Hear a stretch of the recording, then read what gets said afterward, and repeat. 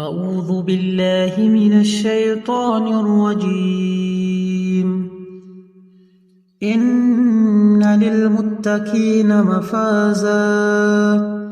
حدائق وأعنابا وكواعب أترابا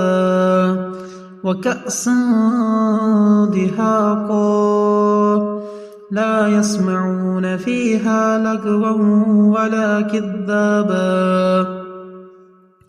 جزاء من ربك عطاء حسابا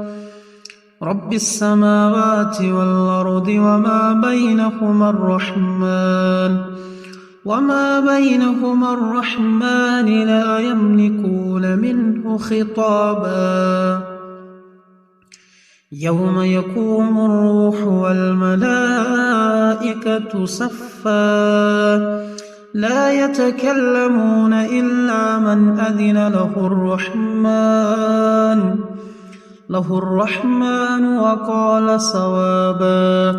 ذلك اليوم الحق فمن شاء اتخذ إلى ربه مآبا إنا أنذرناكم عذابا